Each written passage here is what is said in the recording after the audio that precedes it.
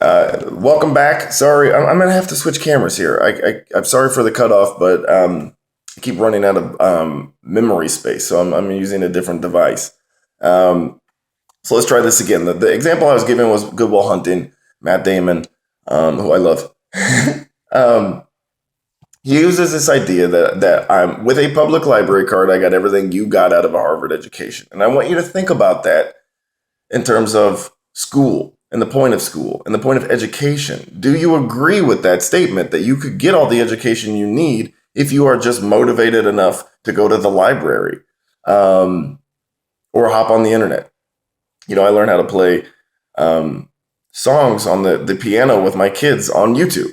Like there's all the information's out there. If you just are motivated enough, would you go find it? And if the answer is yes, then what on earth is the point of school?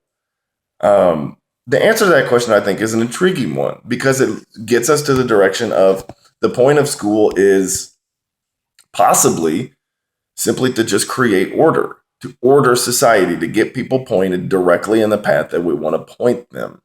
Um, Here's another thing that I found interesting. A few of you said either across your autobiographies or in this discussion, some version of the phrase, I love learning, I hate school.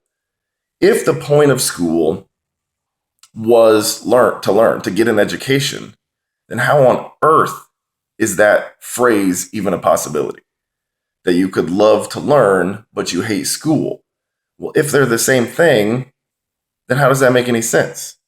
If school is about learning, then shouldn't you love school if you love learning? And a lot of people have said already in this course some version of that idea that I love learning. I love learning new things, but man, I hate going to school. So then what is school for? Why do you hate school if you love learning? That means sort of if you follow the logic of that, that automatically means that school isn't about learning. If it isn't, then what is it about? Um, let's see here.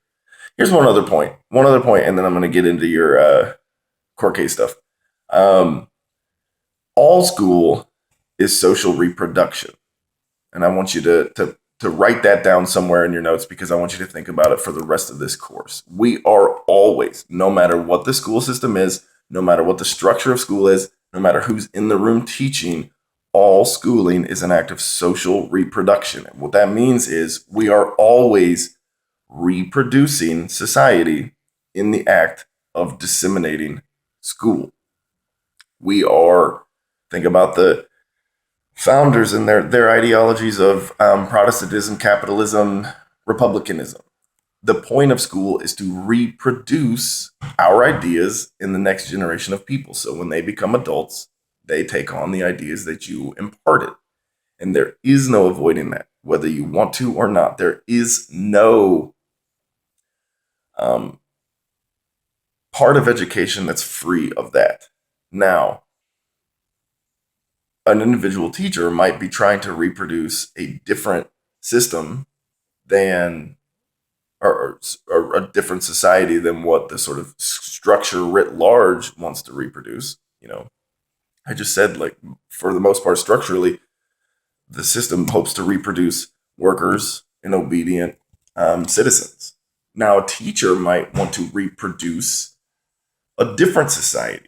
You might want to impart ideas of critical thought, of self exploration, of artistic expression. That's all great and far preferable, I think, to sort of like make sure you get your math test question right as opposed to make sure you understand math.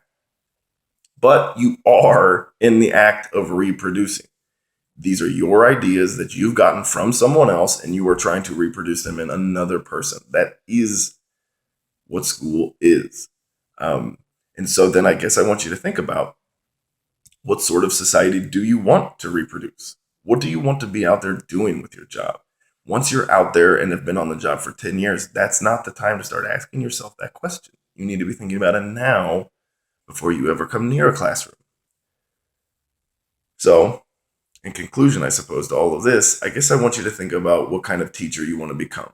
Do you want to become the kind of teacher that schools children, Or do you want to be the kind of teacher that educates people? Do you want to just administer the process of schooling and sort of its bureaucratic function? Or do you want to actually educate people? Do you want people to learn from you and move on and be ready to do something meaningful?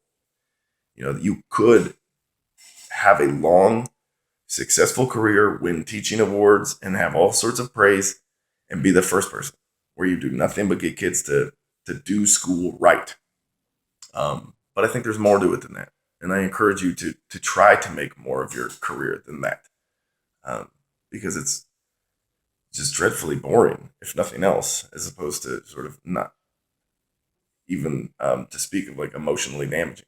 Okay, now let's talk about your court case projects for this week. I said in an email yesterday I would talk a little bit about it. I want you to find a case that has something to do with schools, a court case that has to do with education in some way. And I'm leaving it open-ended so you find one you're interested in. There's some on the slides that I sent out for this module, but there are hundreds, if not thousands, to choose from. You could start with even a simple Google search, school court decisions. You'll get links to dozens right off the bat. Free speech stuff, freedom of religion stuff, whatever. What I'd like in these papers is that you, one, just cover the basic information, make sure all the information is correct and present in your what you write about. So the name of the case, who's represented on both sides, what it's about, what did the court decide, what essentially the most important piece of information there, what was their decision? What decision was handed down by the court on that case? Because the way our legal system works, when the Supreme Court hands down a decision, that is the interpretation of the law from then on, always, unless some later court overturns it. So the way the courts have interpreted freedom of speech since 1969 continues to be the precedent. The Tinker versus Des Moines case, for instance. Let's see, what else? Okay, so once you have the specifics of the case, then the other part of your paper I'd like you to discuss is, well, what on earth is this important for? Why do teachers need to know that? Why would a teacher need to know what the Tinker test means? That as long as it is not disruptive to the educational process, a student is allowed to speak their opinions, their ideas, that their freedom of speech then is protected in that regard, as long as it is not, again, disruptive to the general educational environment. That is such a critical phrase, and we'll discuss it. I want to see how it sort of shakes out in your discussions this week, and I'll probably talk about it more in the video next week. But I really want to see how you all handle that in your conversations.